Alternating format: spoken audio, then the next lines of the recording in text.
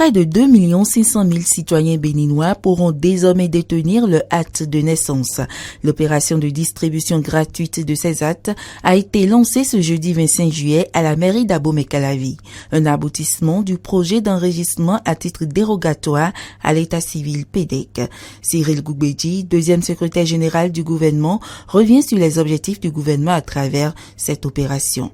Le gouvernement de son Excellence, Monsieur le Président de la République, Patrice Talon, veut faire du Bénin une plateforme de développement des services du numérique et par-dessus le marché,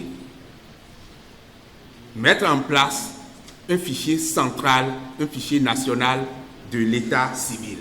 Mais pourquoi faire?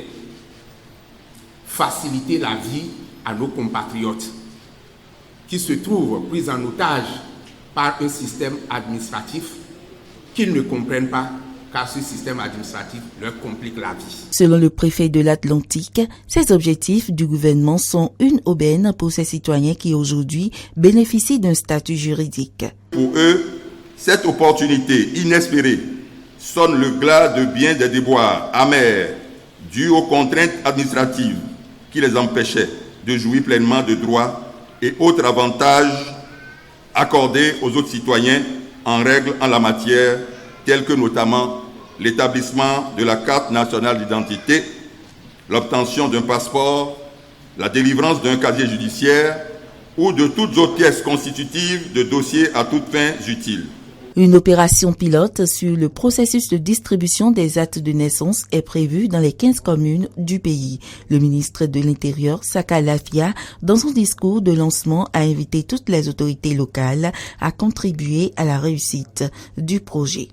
Je voudrais saisir cette occasion pour, au nom du gouvernement, inviter les élus locaux, municipaux et locaux, les associations et les ONG de développement, les organisations de la société civile et les populations, les leaders d'opinion, les têtes couronnées, les sages et notables de tous les partenaires techniques et financiers s'intéressant aux questions de l'état civil à s'impliquer davantage, chacun en ce qui le concerne, pour la réussite de cette opération de haute portée sociale.